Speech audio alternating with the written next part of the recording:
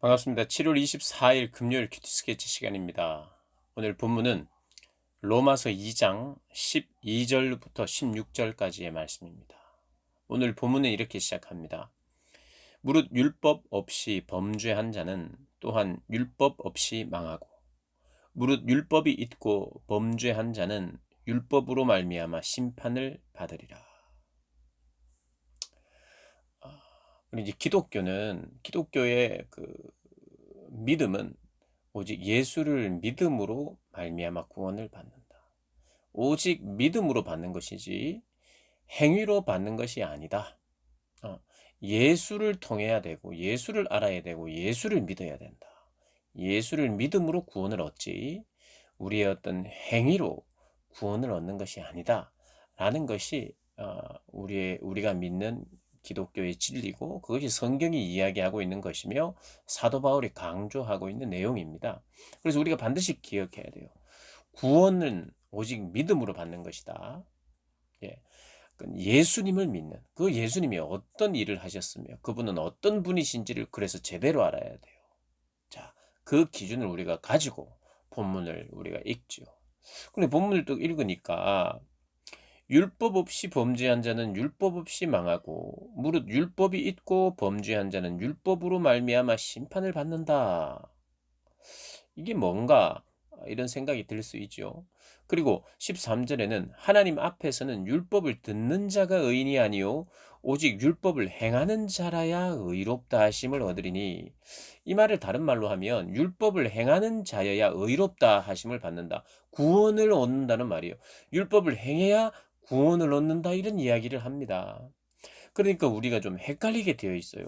그러면 아까 처음에 말했던 행위로 말미암아 구원을 얻는 것이 아니라고 했는데 오늘 지금 이 본문은 행위로 말미암아 구원을 얻는다고 말하는 것이 아닌가 이렇게 생각할 수 있어요. 그래서 로마서가 어렵다고 하는 거죠. 그런데 우리가 문맥 속에서 이것을 이해해야 돼요. 오늘 어떤 문맥이 이렇게 흐르고 있냐 하면 1장부터 유대인이든 이방인이든 모두가 하나님의 진노 아래에 있다. 하나님이 화가 나셨다. 하나님은 지금 심판을 하시려고 한다. 그것은 죄 때문이다. 죄가 무엇이냐? 율법을 어기는 것이다. 그러면 율법을 어겼는데 율법을 모르는 이방인들은 어떻게 할 것인가?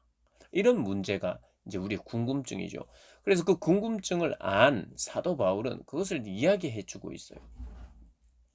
자, 이방인들은 율법이 이제 주어지지 않았었죠. 하나님의 말씀이 주어지지 않았었어요. 그럼 이방인 말고 유대인은 주어졌느냐? 주어졌어요. 율법이 주어졌고 그 말씀대로 순종해야 되는데 율법이 있었어요. 그러나 그 말씀대로 순종하지 않았어요. 그럼에도 불구하고 이스라엘 백성들은 우리는 선택받았다. 그리고 구약의 역사를 보면 계속해서 기회를 줬다. 오늘 이제까지 우리가 망하지 않고 있었지 않느냐? 우리가 망한 적도 있었지만 다시 회복됐지 않느냐? 이제 신약 시대니까요. 그래서 유대인은 하나님의 특별한 은혜를 받고 있기 때문에 우리는 망하지 않는다. 우리는 심판받지 않는다고 생각하는 거예요. 그래서 율법이 있고 그 말씀을 지키지 못하고 죄를 지음에도 불구하고 그런 선민의식, 특권의식이 있었다는 거예요. 그래서 유대인들이 향하여 율법을 행해야 내가 행하라고 준 말씀, 그것을 행해야 하나님이 기뻐하시고 심판을 면할 수 있다는 이야기를 쭉 해오고 있고 그럼 이방인들은 율법도 없는데 율법이 없느냐? 그렇지만 마음에 새긴 본성이 있다. 그 양심이 있다. 거기에 어 무엇이 선하고 무엇이 옳은지 아는 감각이 있다. 좀 파괴된 것은 있지만 어떤 감각이냐? 부모를 공경하는 것이 마땅한 건 그리고 부모를 함부로 하면은 그게 죄인 줄 알아요. 우리 본성적으로. 도둑질을 하면 누가 가르쳐 주지 않아도 그게 나쁜 건지 알아요. 남에게 해를 끼치면 그게 나쁜 건지 압니다. 오히려 넘어져 있는 자를 일으켜 세우고 돕는 것은 그게 선인 줄 알아요. 그런 우리의 양심의 법대로 하나님이 그 율법을 양심에 새겼다는 거예요. 이방인들에게 율법과 말씀을 주지 않았지만 그들에게도 그것을 줬기 때문에 그렇게 행하지 않는 자는 심판을 받는다는 거예요. 그러니까 기준이 있다는 것이고 특별히 이방인이라고 해서 말씀이 하나님의 율법이 없었기 때문에 그들은 어 억울하고 그리고 구원을 얻을 그런 기회조차 없었던 한 번도 없었던 그런 존재가 아닌가. 하나님의 말씀도 없었고 율법도 없었는데 그들은 구원을 얻을 기회조차 없었지 않는가? 이런 궁금증, 이런 질문에 오늘 둘 다 대답하는 거예요. 그것이 뭐 2장 전체가 대답하는 것인데 이방인도 억울할 필요가 없다. 이방인에게도 오늘 마음속에 이걸 지금 이야기하는 14, 15절이 율법이 없는 이방인은 본성으로 율법의 일을 행할 때가 있나니 행할 때에 그래 부모를 공경하고 또 넘어진 자를 일으키고 선하고 착한 일, 좋은 일, 사랑하는 일, 돕는 일 이런 것들 이런 선한 일을 행할 수 있다는 거예요. 행할 때에는 이 사람은 율법이 없어도 자기가 자기에게 율법이 된다. 그러니까 율법이 있는 것과 마찬가지라는 거예요. 그리고 15절에 이런 이들은 그 양심이 증거가 되어 그 생각들이 서로 혹은 고발하며 혹은 변명하며 그 마음에 새긴 율법의 행위를 나타낸다. 그러니까 갈등하는 거예요. 내 스스로도 그것이 잘못됐다. 부모를 공경하지 않으면 불효한 것은 잘못했다. 네가 도둑질한 것이 내가 잘못했다고 서로 고발하고 변호하면서 이것은 잘한 것이다. 이것은 잘못했다라고 하는 그 양심의 법이 있다는 거예요. 그래서 그 법에 맞게 살았으면 그것은 옳은 삶이라는 거예요. 그거는 구원의 기회가 있다는 거예요. 오늘 예수님의 이야기를 일단 빼놓고 그들에게도 양심의 율법이 새겨져 있고 하나님 이스라엘 백성들에게도 양심이 있을 뿐만 아니라 율법도 주셨고 그 율법으로 더 양심을 더 확인하게 됐어요. 그러니 둘 다 이방인이든 유대인이든 공평하다. 공평하다. 기회가 동일하다. 동일하다. 그것을 이제 오늘 이야기하는 거예요. 그러니까 양심으로도 그럼 구원을 얻을 수 있느냐라고 하는 그런 질문에 거기에 대해서 대답하는 것이 아니라 어쨌든 이방인도 그렇고 유대인도 그렇고 하나님의 법, 율법을 양심을 지킨 사람이 아무도 없다는 거예요. 그래서 행위로는 아무도 구원을 못 받는다는 거예요. 그런 감각은 있지만 그대로 순종한 사람은 역사상 예수님 외에는 아무도 없다는 거예요. 율법을 가진 유대인이든 이방인이든 이방인이든 유대인이든 이방인이든 둘 다 핑계치 못해요. 핑계치 못해요. 하나님이 알만한 것을 그들에게 보였고 그래서 핑계할 수 없다는 거예요.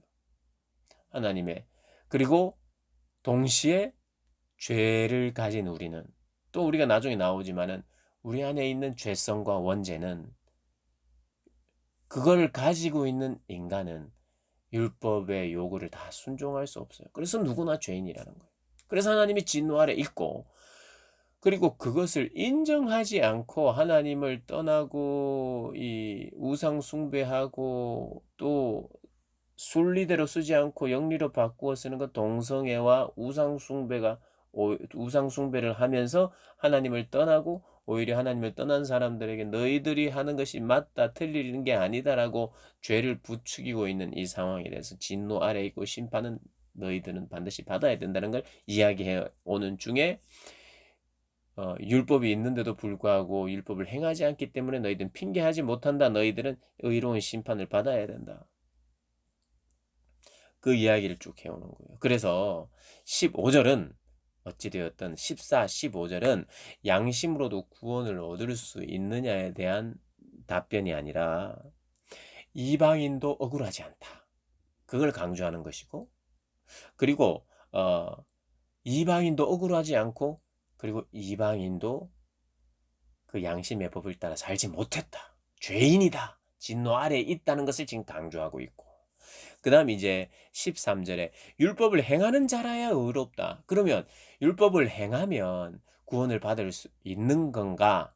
여기에 대한 질문에 답을 주는 것이 아니라 유대인들이 이렇게 생각하고 있었단 말이에요. 우리는 구원받는다. 왜? 율법이 있기 때문에. 율법을 듣고 있기 때문에. 그 구약에도 나라가 망한 적은 있지만 계속해서 회복시켜 주셨고 이제까지 역사가 오고 있다. 우리는 선민이다. 그래서 율법이 있고 우리는 율법을 듣고 우리는 구원받는다고 생각하는 이들에게 너희들 율법을 행하지 않고 행하라고 준 이 율법을 너희들이 행하지 않고 지키지 않으면 구원이 없다는 이야기를 하면서 너희들이 특권을 가진 자들이 아니다. 너희들이 우월한 것이 아니다라는 것을 강조하는 거예요. 다시 한번 정리합니다.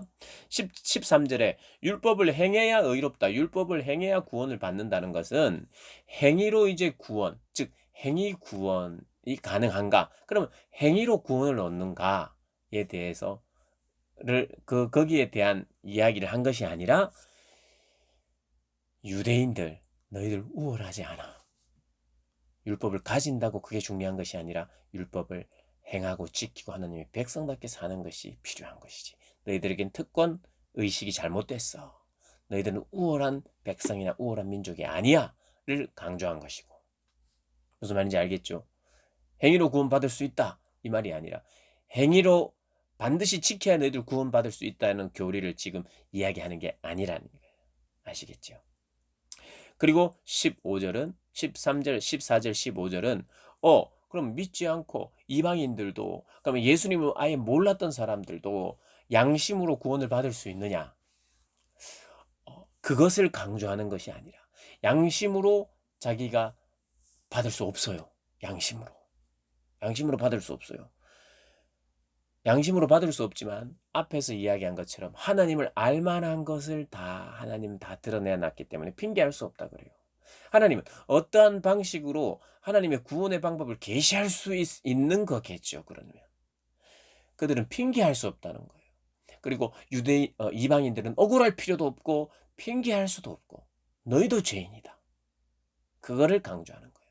그래서 오늘 본문은 유대인들에게 너희들이 지금 특권을 가진 자라고 생각하고 우월하다고 생각하냐? 너희들도 죄인이다. 너희들이 하나님의 진노 아래 있다. 이걸 말하고 있고 이방인들에게 너희들도 억울할 필요가 없다.